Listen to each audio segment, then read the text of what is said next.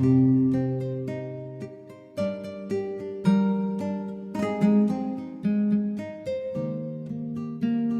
الخير. النهاردة هنتعلم نعمل مكرونة اند تشيز اللي هي مكرونة بالجبنة الشيدر. تعالوا نشوف المقادير. ده نص كيلو مكرونة إلبو اللي هي المدورة الصغيرة دي. انا سلقتها بشوية ملح صغيرين، نص سلقة يعني مش مسلوقة على الاخر. كوبايتين لبن 500 مليلتر، 3 معالق كبار دقيق، 3 كوبايات جبنة شيدر مبشورة، دول تقريبا 200 جرام. انا بستعمل النوع ده، بشتريه قالب كده وابشره.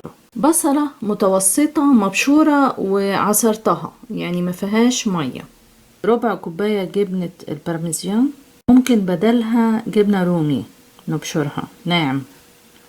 ممكن استخدم بسلة وبروكلي، او بسلة بس او بروكلي بس، او ممكن استغنى عن الخضار. بس انا بحب اضيف على المكرونة نوع من انواع الخضار، ممكن مشروم او اي نوع من انواع الخضروات، بس طبعا ما نكترش.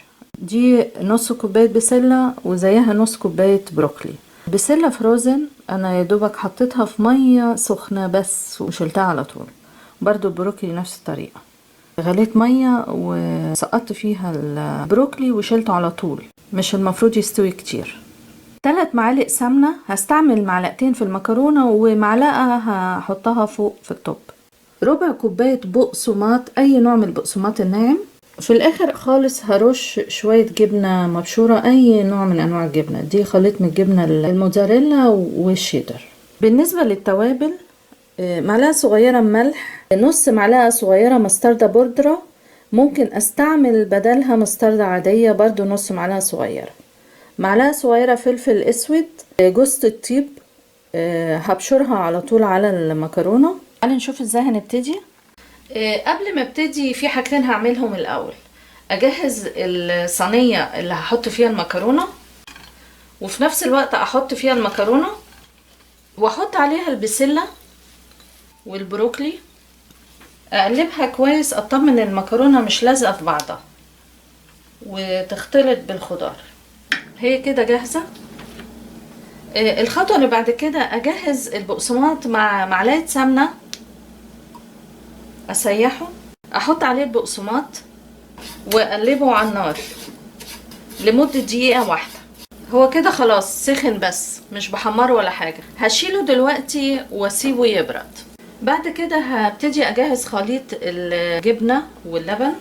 هحط السمنة، اول ما تسيح وتسخن احط على طول البصل، وبعد كده احط البصل،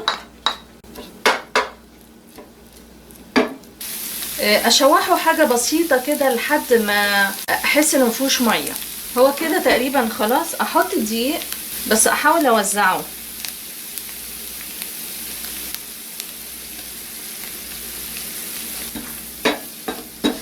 واشوحه لمدة دقيقة واحدة.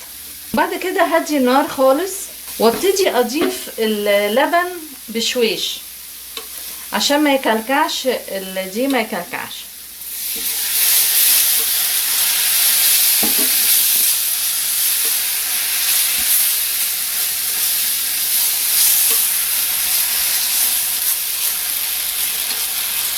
بعد كده ابتدي اسيبه شوية لحد ما الدقيق يستوي ويبتدي يتخن. لازم الخليط ده يتخن شوية زي البشاميل كده، بس طبعا من آن لآخر اقلب عشان ما يكلكعش معايا.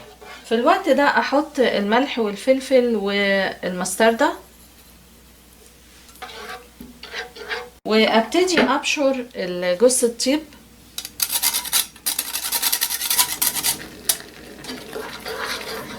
هي كده خلاص استوت، تخنت خالص اهي زي ما احنا شايفين.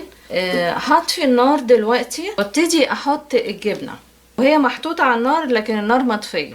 احط الاول البارميزيان واقلبها كويس، او طبعا ممكن زي ما اتفقنا بدلها جبنة الرومي.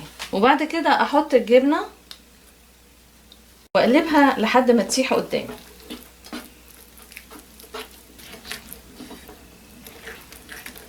هي كده خلاص اتقلبت كويس قوي. على طول اكون جاهزة بالصينية، عشان كده انا جهزتها الاول، لان لو سبت الجبنة كده هتجمد.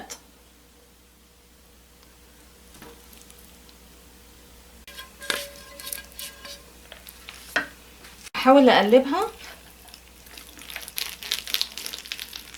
وبعد كده ارش البقسماط. طبعا ممكن استغناء عنه، يعني مش لازم الخطوة دي.